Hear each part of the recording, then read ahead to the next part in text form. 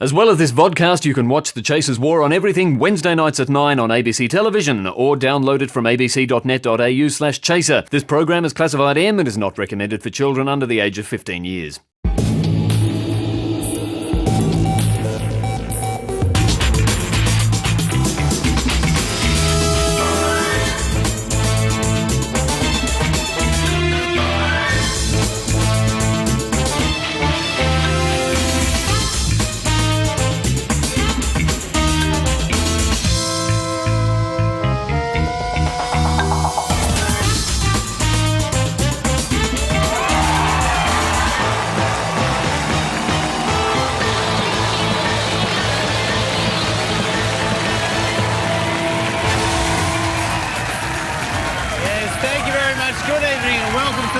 For another week.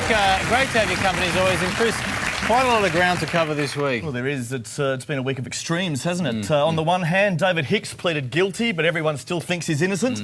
And at the other end, Ian Thorpe pleaded innocent, and everyone thinks he's guilty.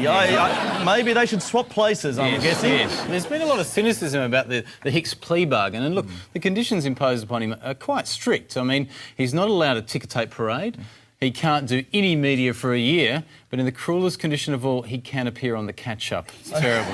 What I like about the deal is that he actually gets released in Australia on New Year's Eve, presumably so he can use his terror training to bump off Richard Wilkins down at the Opera House. Either that or they'll be using him to personally fire off the fireworks on the harbour this year. Speaking of which, did you follow this? Last Saturday night, Sydney turned its lights off for an hour to raise awareness of climate change. Now, it wasn't compulsory or anything, but you'd assume, Chris, that if you were someone with an interest in the environment, you'd get involved and do your bit, wouldn't you? Look, you would assume that, Craig, but just to check, we set up a camera outside the home of the Environment Minister himself, Malcolm Turnbull. Very modest abode, and you'll never believe what we saw. I think there's some lights there, Craig. What are you doing? Oh, just seeing whether you turned your lights on. No, they're all off. These lights go on with the motion. I've just got someone coming to see me. So Right. I've got to make sure that the poor fellow doesn't fall over and break his neck. If he was serious about climate change, he would have turned off those motion sensor lights, people. Malcolm and his motion sensor lights are single-handedly destroying the planet. It's true. Just look at the data. They're the biggest producers of carbon in the world. And he's a traitor to his portfolio, Malcolm Turnbull. But moving on to sport, Craig, if we can. And, gee, that Ben Cousins scandal continues to rock the reputation of the West Coast Eagles in the AFL, Yes, doesn't it? but look, he's only half the story. The club's got a record of cocaine abuse, and one of their players, Daniel Kerr's, even been busted making phone calls to drug dealers. So, this week, we met them at the airport with some extra support staff to deal with their needs. Hey, guys.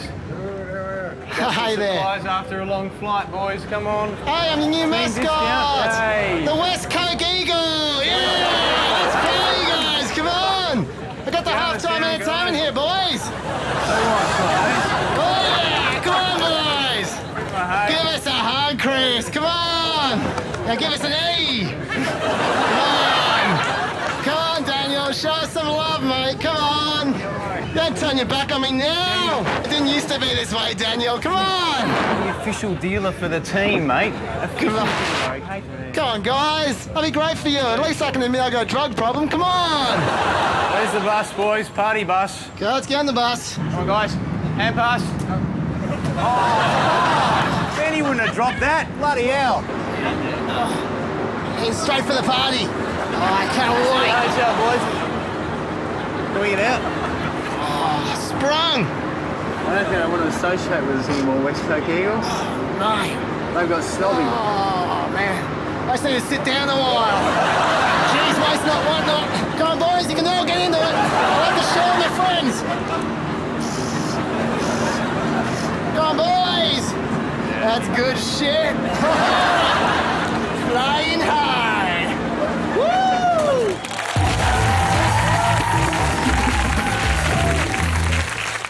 He's on the bus and train, his phone calls are a pain. He's Clive, the slightly too loud commuter. Sorry. Oh, hello, is that Dr. Beattie? Yeah, hi, it's Clive. I need to book an appointment, please. Well, I've just found that my penis is starting to bend to the left quite a lot, so to the left. Yeah, well, I always use my right hand, so, No, the purple sores, they vanished ages ago. I mean, occasionally one crops up on the frenulum, but, like... Well, I think I might get a second opinion on that, thank you. Thanks, bye. Man, excuse me, do you know anything about bendy penises? Do you know how to fix a bendy one? No? He's Clive, the slightly too loud commuter. Now, Chaz, as you know, there are many things I hate in this world, but you know the thing I really hate at the moment? Tattoos. Oh, yeah, they're so passé. I mean, every two-bit celebrity's got one these days. Angelina Jolie, Lachlan Murdoch, even David Oldfield. I mean, look at that. It's pathetic. Please tell me you are not going to join the bandwagon, Jules. Nah, mate, I will always hate tattoos. In fact, I'm so sure I've had my position inked. Look at that. You know what people who've got tattoos deserve, mate? Let me guess. A ticket? Bingo. What's this? What's all this? We don't have any tattoos in this part of town. All right, we're cracking down on it. It's graffiti. I mean, it's all right for you. You don't have to look at it. I've got to look at that. What's this? Teardrop. Teardrop. Well, you'll be crying now, my friend, because that is $200. Don't even get me started on the dragon. What is that on your back? Tattoo. Sorry? Of New Zealand? Yeah, it's from New Zealand. What, you can't remember that? What is this? Is that a naked woman? That's an obscene tattoo. It's a $100 fine. Is it? Yep. Now, I want you to either get rid of that or at least put some clothes on her, all right? Yeah, that's a wanky band. Yeah, that's a $75 fine, my friend. What's this? What's it to you? So, what's it to me? Well, looking at it, just off the bat, I'd say about 150 bucks. Is that a skin condition or a tattoo? Tattoo. Tattoo. All right. Crappy arm tattoo. Oh, thanks a lot. Sorry, mate, it's just my job. It's a $150 fine for wearing tattoos in this area at the moment. Well, it's not like I can wash them off. Well, have you tried? Totally indecipherable. No, the new stuff. The new stuff's all symbolic. Don't want to hear it, mate. That's 250 bucks. What sort of tattoo? It's a New Zealand one. New Zealand? Yeah. Are you a New Zealander? No, I'm Italian. Well, you're just being pretentious, are you? No. Okay, all right, that's pretentious tattoo. Hey, don't touch me, man. That's a fine as well. What do we got here? 2-pack. 2-pack? Yeah. Is that your name? No. No? Well, why is it on your arm? Look, I just got out of rehab. I do not need this up. Right, $150 fine. $150 fine? Okay. Thank you. No one's For told me fines. anything about tattoo infringement. All right, well, you know about it now. $300, my friend. Oh, thanks a lot. Thank you.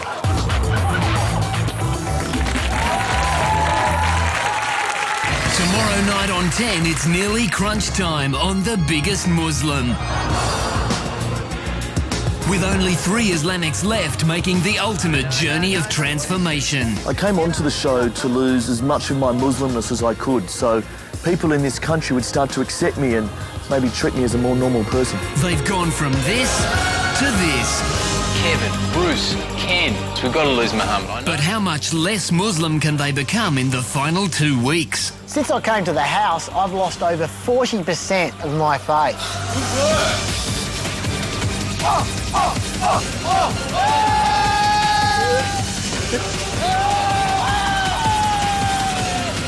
I'm feeling more and more Aussie every day, and my aim by the end of the whole journey is to be able to visit Cronulla Beach and not get beaten up. The Biggest Muslim. Oh, how Aussie. 7:30 tomorrow night on 10.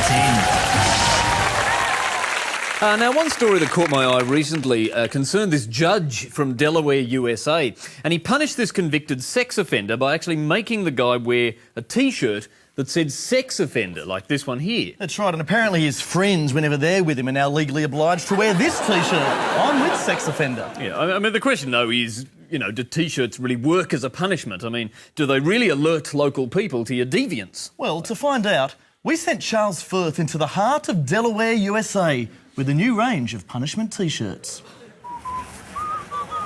G'day. Do you know where the nearest children's playground is? Children's playground.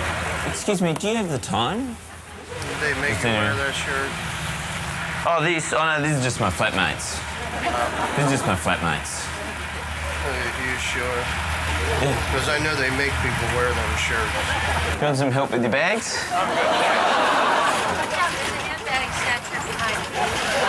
Can I help you with your bags? No.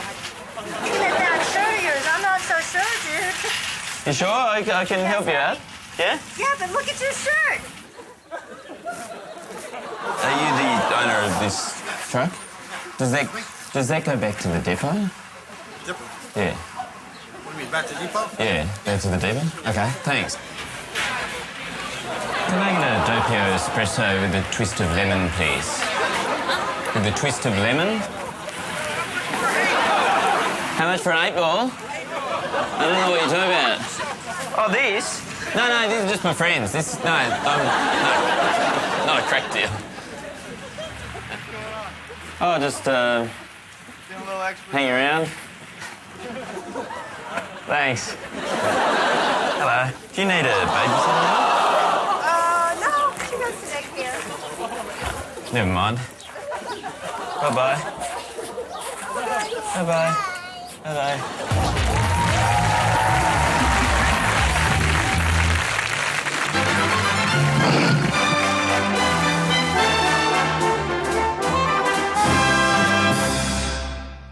I'm looking for some jeans, but I think these might be a little bit big. It's funny because mine are actually far too tight.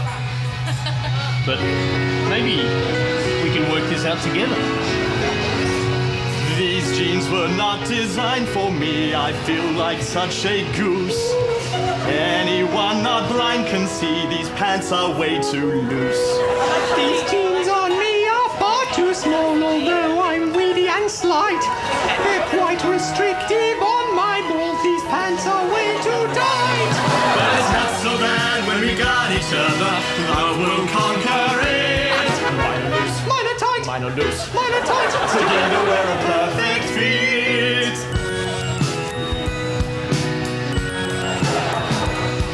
It's hard to move with elegance. I'm dizzy and I'm weak. There's room here for 6 elephants despite my flabby cheeks. But it's not so bad when we got each other. We're so closely knit. Mine are loose. Mine are tight. Mine are loose. Mine are tight. Mine are big. Mine are small. Mine don't fit me at all. Together we're the perfect fit. So we'll take the jeans.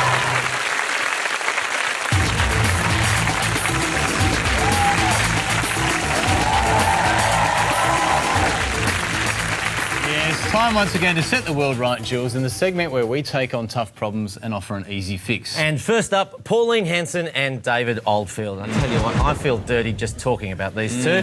But last week, Pauline Hanson launched her autobiography, there it is, and in it, she claimed to have had sex with her former advisor, David Oldfield. Now, Oldfield, naturally enough, denies it ever happened, but unfortunately for him, we've got a smoking gun that blows the lid on what really went down between those two lovebirds.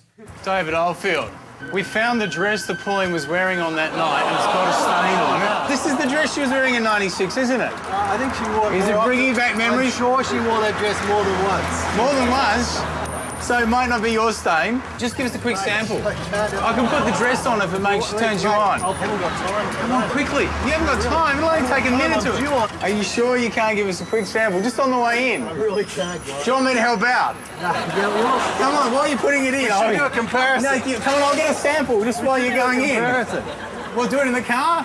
We'll pretend it's the sundowner. Does Pauline do it in the car? I don't know, you're the one who can tell us that. I'm embarrassed by the fact that I can't give you the real thing right now because I'd love to do it. I'm sure you can give us the real thing right now. If you want to do it for real, I'll be back. Okay. Oh. I don't know if I want to be around for that. I don't know if he was running from the truth, but he was definitely running from something. Yeah, look, he's sticking to his story, but let's now see what Pauline had to say about it. Pauline, we think we found the proof that you're telling the truth about Mr. Oldfield. We found the dress you were wearing during the election, and it's got a stain on it. It's got a stain on it, Pauline. She should get the dress back. I don't want to talk about it. Get outside. It's not your dress. I don't care. Can you give her the dress? No, I can't. All right. Hey, man, I'll get no business in me, please. Can you give me a push back to the ABC at least? I don't think that's fixed, Craig. Not even dry cleaned. But look, it wasn't a complete waste of time going to Pauline's book launch because Alan Jones was there launching it and I asked him to sign a copy of my favourite book, Jonestown. And look, he checks out what it is. Oh, my God. And he doesn't like it, but he signs anyway. Good on you, Alan. There it is, probably the only signed copy of Jonestown from Alan Jones. And we will be auctioning off that book later to raise money for troubled homosexuals. Now, while we're at it, mate, why don't we fix the Iran hostage crisis as well? It's a sticky standoff, Jules. Iran's got their hands on 15 British hostages and they're refusing to hand them back. Yeah, I don't understand what the Blair government is doing on this because the solution is so bloody simple. A prisoner swap, right? Iran gives the UK the bunch of citizens that it wants back, and England gives Iran a bunch of citizens that are no use to it whatsoever. All right, let's get our hands really dirty now. Brian Burke. The former WA Premier's become a walking blob of corruption. No one wants a bar of him. Yeah, but look, I actually feel sorry for Brian, I have to say. I mean, 1 minute every Polly in Canberra is lining up to have lunch with him. Now they're avoiding him like the pox. So we did our best this week to turn that back around. Hey, Brian, you come to town, eh? Yeah, well, no one's coming to Perth anymore, so I've had to come over here. Are we still good for lunch? Well, you better go talk to the Labor blokes. No, look, I think I'm pretty busy today. Check my diary, but I think I'm engaged. Got time for lunch today, Wilson? Yeah, dick it. Yeah. There's a barbecue at Graham Edwards' place this weekend. Do you want to come? Pass. Don't Who's worry. paying for the dinner? Oh, well, look, I'll pay, but you'll pay in the end, don't worry. We're still all right for lunch today, Julia? Can we have lunch with Kevin? We're all very busy. We haven't caught up for a while. I'd love to see Kevin. Say hello to him for me. I know a couple of people that are available. I know quite a few people. I think Santo Santoro's available. Not having anything to do with you, like, no, we can get back in business, Carmen. Come on. Do that. Can you fix a pre-selection or two for me? Mate, I can fix anything. We'll meet up in the city at midday. Don't write it in your diary, OK? We I don't have a diary. That's what I like to hear. That's perfect. Have a good day.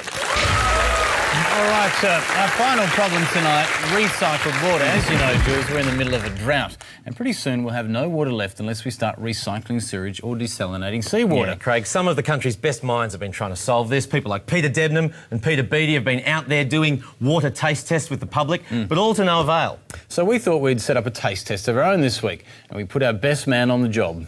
Everyone's talking about recycled water and desalinated water now, but no one's actually trying it out. So we've got a taste test here for you, if you don't mind. No. One of these is standard water, and one of these is recycled water. The first one was better. Like the first one better? A lot of people have a problem with the recycled water. I'm not actually sure why. The second one is the recycled water. I'm not actually sure why. What's the matter? What is in this? Oh, look, just a bit of discoloration, that's all. No, what is it? Let's do a direct comparison between standard water and desalinated water, okay? So we'll do some standard water here and we'll do some desalinated water here, okay? Why is it tipping? It's full. Oh, sorry. Yeah, so.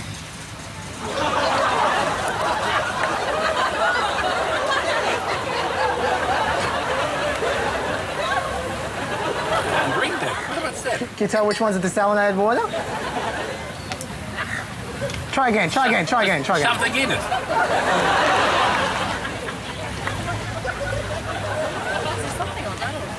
Just try and drink the water.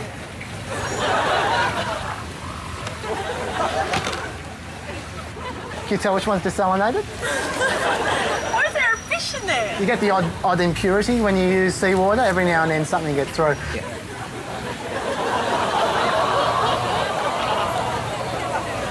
Can't taste the water. You can't taste the water? Hang on. Water. There it is, there it is. A little bit more. There we go. No. You can't tell the difference?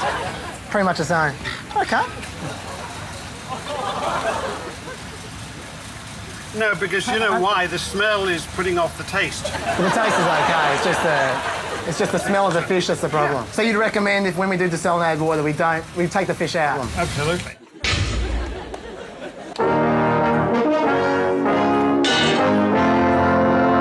I think it's my duty as a politician is to find out what the people actually think. Mr Windsor, you claim that 82% of wheat growers support a single desk, but in geography, what is the official language spoken on Easter Island? Yes, I do claim that 82% of wheat growers speak French. It's actually Spanish. Spanish.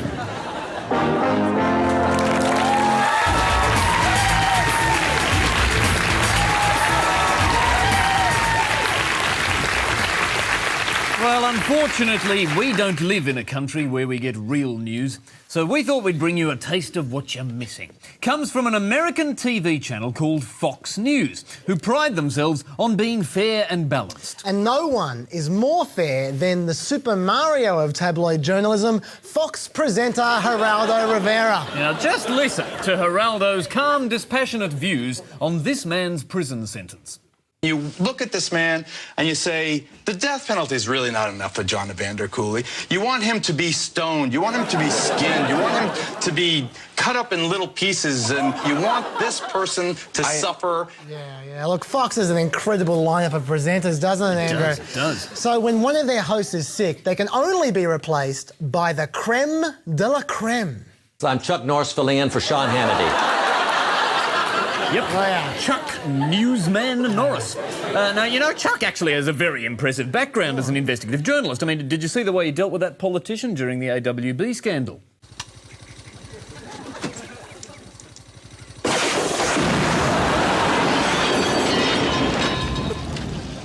Chuck Norris reporting. Bravo, Chuck. A Walkley for Chuck. And, you know, Chuck took to hosting Fox like a duck to water. And I don't think anybody has an answer to how we can get out of it. I wish we did, but... Okay, let's check in with Greta Van... Brilliant. One thing you may have noticed during that last Fox clip is that they clutter your screen with useless information in order to distract you from the fact that people like Chuck Norris are reading the news. Yeah. Well, sounds good to us. So, what's the news according to Fox this week, Andrew? The news this week, Chaz, like last week and like the 8 weeks before that, is the death of Anna Nicole Smith. Now, here in Australia, we simply heard that she died. But only Fox took you on a tour of Anna Nicole's house. Not just her house, but every appliance in it. Ladies and gentlemen, in a few minutes, we're going to be showing you photographs of the refrigerator in that house. And he showed you that fridge, all right. Or should we say, death fridge. Well, they showed us Anna's house. We've seen inside her fridge. What more could there be? Inside Anna's secret sperm bank next. Now, you don't unearth real news like that without the help of an army of highly trained experts. And Fox always brings you the people most central to the story. Case in point, this guy here from Trim Spa, which is a diet drink that Anna Nicole did ads for. Now, sure, her fridge was full of lethal doses of methadone, but the issue Fox really nailed was what brand of diet drink was in her fridge. How was it for you when inside of this refrigerator was the methadone and the Slim Fast, and yet she was representing your product, which is Trim Spa? Well, of course, initially when we saw that, we were concerned. I called Howard immediately and asked him about it, and he said that the Slim Fast was planted. You see? News story over. The Slim Fast was planted. To be fair, Andrew, they did actually interview some of Anna Nicole's close friends. The problem is Anna's buddies didn't exactly fit the Fox vibe. See if you can pick which guest was Anna's personal friend. But Fox did finally bring in a fully qualified expert, actually, the doctor who examined the body. He's the man in the top right, and as you'll see, they treated him with the respect he deserved. That's not correct that they died. In other words, there are no truly similarity between the two cases. All right, we will... One of them is a younger person, one of them is an older person. All right, so we're out of time. We thank you very much for clarifying that. Barack Obama announces. We'll have that for you. Yeah, shut up, old man. Serves you right for being an expert. At the end of the day, we are just a couple of two-bit wise guys. So for a real media analysis of Fox News, we're joined here by Media Watch's Monica Attard. Monica, welcome to the show. What do you make of Fox? Thank you, Andrew. Well, we're out of time there, and that's the news according to Fox.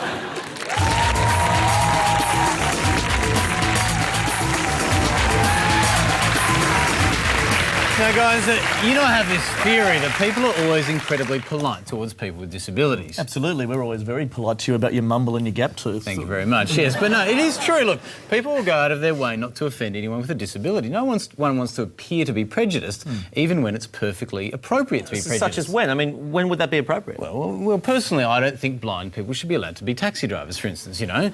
Maybe that's just me. I mean, how would most people react if they hopped in a cab with a blind driver? This is the rank, this is the rank. Do you have any luggage, sir? Would you like a cab, sir? Sit. Sit. Sorry, it's the guide dog. I can't see anything, so you'll have to do... Well, how can you drive a taxi? I'm blind, so can you just tell me if when there's cars in front or red lights or people in front or stop signs or... You have to say when to change the lanes. Okay. And all that kind of stuff, okay? That's fine. Do I have to change this red light? Yes, red light. Anything that would be relevant to driving, I guess. This is my first day. I feel lucky. Can you see cars and stuff? No, I can't see cars and stuff. Just tell me there's no people. Okay, hold on a second. I can go, you can go now. He's no. Oh, he nearly ran over. Hold on a second. Slow down. Yeah. Slow down, slow down. Yes, right here. It's right here. I missed it. Can I turn? Is this... Yeah, this is into What's this? the station. Yeah. That's not us. Oh, jeez, that's ridiculous. That's far away. That's the kind of thing that makes you nervous, isn't it? Yes. There? Where's there? Right on your right. You're freaking me out. On the right? Yeah, no, go, turn your steering wheel left. Go left. Have you ever had a blind taxi driver before? It's because I'm the only one. Just keep going straight. Whoa. No. Stop. Okay. Be right a bit. Be right a bit? Be right a bit. Yeah. Be right? Right. This right. right No, up? right. No, stop. You're fucking with me. There's no point in getting with you, really. No point? No. Sorry about that. That's all Thank you. right. I can't direct you. Thanks anyway. Oh, sorry, I'll help but I you don't get think out. it I'll will. help you get out. Tell you what, mate, you're still a much safer driver than most of the cabbies I've had lately. Sally, that is just about it for another week. But remember, as always, you can podcast the show at abc.net.au/chaser or catch the repeat on Friday night at the special Easter time of 10:15. That's right. Please note too that from next week we will be moving to Channel 7 like every other ABC comedy. Good night. Good night.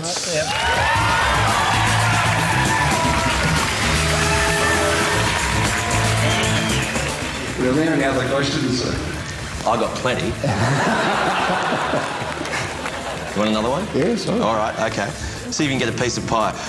Which lovable Beverly Hillbilly died aged 95 in 2003?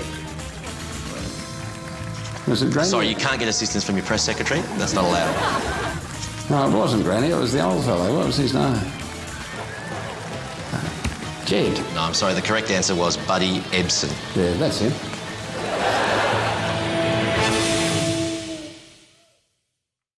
The Chaser's War on Everything is repeated on Fridays after Late Line on ABC TV and every Sunday at 8:30 p.m. on ABC2.